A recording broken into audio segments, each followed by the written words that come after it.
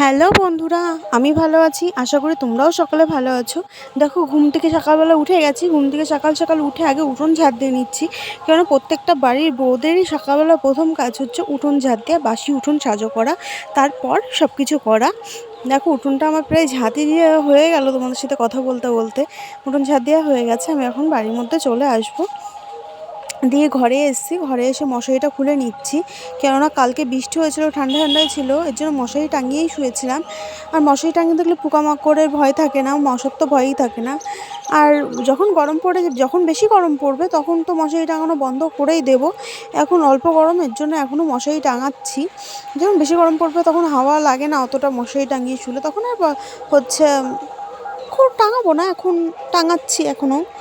দেখো, আমার মশারি ভাঁজ করা হয়ে গেছে। কালকে ঠান্ডা ঠান্ডা পড়েছিল বলে এর জন্য ক্যাথাও বের করেছিলাম। ক্যাথা না হলে আমি ধুয়ে তুলে রেখেছিলাম আলমারির মধ্যে, যেহেতু এখন একটু ঠান্ডা ঠান্ডা লাগছিলো। কালকে রাত্রে আবার বের করেছি, দেখি কদিন যদি ঠান্ডা থাকে বাইরে রাখবো, আর যদি না থাকে আবার কোয়ারটা ধুয়ে আমি আবার আলমারিতে তুলে রাখবো। কেননা বেশি ছিটানো আমার একটা ঘরের মধ্যে এত জিনিসপত্র রাখবো কোথায় বাইরে, তার জন্য যতটা পারি গুছিয়ে রাখারই সবসময় চেষ্টা করি।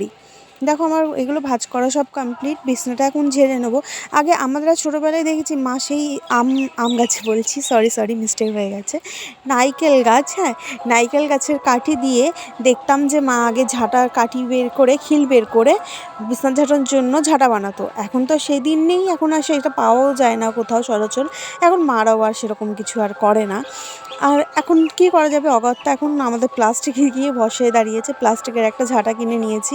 ওখানে কিছু জামা কাপড় অগোছালো ছিল, সেগুলো একটু ভাঁজ করে নিলাম, গোছ করে রাখছি। কেন ভোরবেলা রাত্রে সব কিছু অগোছালো থাকে, কিন্তু সকালবেলা উঠে সব কিছু আবার ঠিকঠাক পরিপাটি করতে হবে। দেখো, সব কিছু ভাঁজ করা হয়ে গেছে। সোফাটাও আমাদের সবসময় শোয়া বসা খাওয়া দাওয়া হয় টেবিলের মধ্যে, এর জন্য আমি আবার ওগুলো ভালো করে ঝাড় দিয়ে বালিশগুলো নামিয়ে গোছ করে গুছিয়ে নিচ্ছি ঠিক করে, কেননা সব অগোছালো হয়ে পড়ে আছে। এর জন্য দেখো, আমার গোছানোও হয়ে গেছে। এখন আমি ঘরটা ঝাড় দিয়ে দিচ্ছি সুন্দর করে, কেননা ঘরটা ঝাড় দেবো। এখনও ব্রাশ করিনি, চোখ মুখেও জল দিইনি, কেমন ঘুম ঘুম পাচ্ছে। এর জন্য আমি আগে ঘরটা ঝাড় দিয়ে নিচ্ছি। ঘরটা ঝাড় দেওয়া হয়ে গেলে আমি আমার এমনি বারান্দা ঝাড় দেওয়া হয়ে গেছে, ঘরের সামনে বারান্দাটা রেখে দিচ্ছিলাম ঘর ঝাড় দিয়ে একবারে নোংরাটা বের করবো বলে। দেখো, নোংরা বের করা হয়ে গেছে। এখন ব্রাশ করতে যাবো, কারণ ব্রাশ করিনি। আর বললামই ঘুম ঘুম পাচ্ছে, চোখে মুখে জল না দিলে সকালবেলা দেখবো ঘুমটা অতটাও কাটে না। যতই তুমি কাজ করো, যাই করো, ঘুমটা কিন্তু কাটতে চায় না সহজে। কারণ ব্রাশ করতে চলে এসেছে, এর মধ্যে চলে গেছে কারেন্ট। এর জন্য আমি ফুটেজটা নিয়েছি ঠিকই, কিন্তু অন্ধকার কালো কালোই হয়েছে ভিডিওটা, আমি বুঝতে পারছি।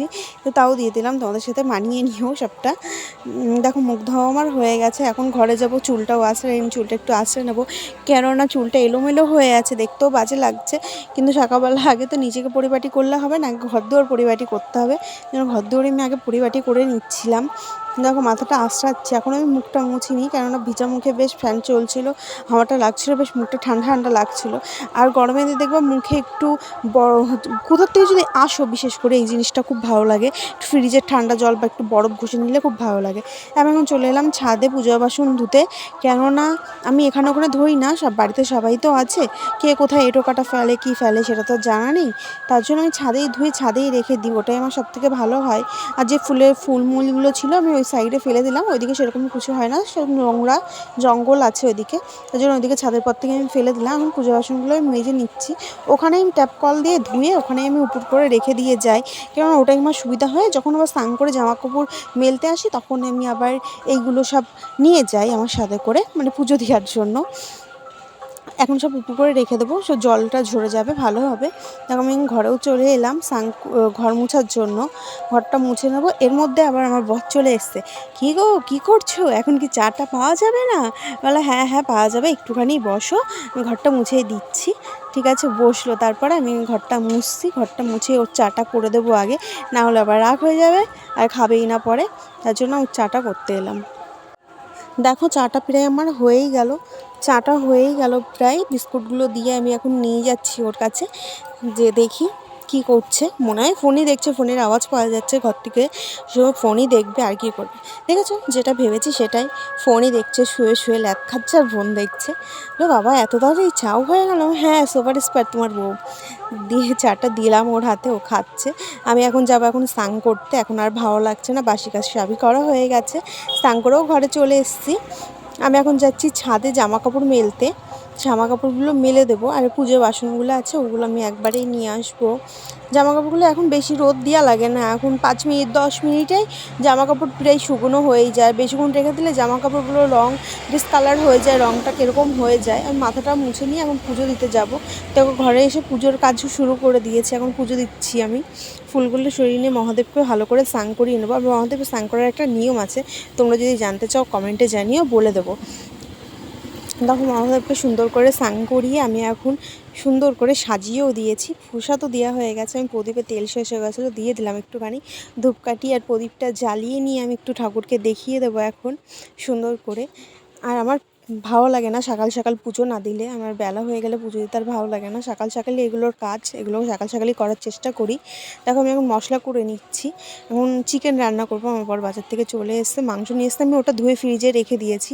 ফ্রিজটা এখন বের করে নিচ্ছি, মশলাটাও করে নিলাম। একবারেই যাই, আমার রান্না করতে বসলে আর ভালো লাগে না উঠতে, আমি তার জন্য মশলা টশলা একবারে করে নিয়েই আমি যাই। দেখো মাংসটা কষানোও হয়ে গেছে, এক গ্যাসে ভাত বসিয়ে দিয়েছি, এক গ্যাসে মাংস বসিয়ে দিয়েছি। আজকে আর বেশি কিছু করবো না, মাংস আর ভাতই করবো। আর বর করছিল ডাঁটার চচ্চড়ি করতে, আমিও বললাম আজকে আর ভালো লাগছে না শরীরটা, আমি কালকেই করবো খুনি, আজকে আর ভালো লাগছে না। আমি রান্নাটা করছি, তোমরা রান্নাটার রেসিপি চাইলে কমেন্টে জানিও, তোমাদেরকে শেয়ার করবো, তোমাদেরকে দেখাবো কীভাবে আমি চিকেন রান্না করি। আর আজকের ভিডিওটা আমি বেশি বড় করছি না, এইটুকুনি থাকছে, এমনিও অনেকটা বড় হয়ে গেছে। আমার এরকম ভিডিও দেখতে চাইলে লাইক করে দিও।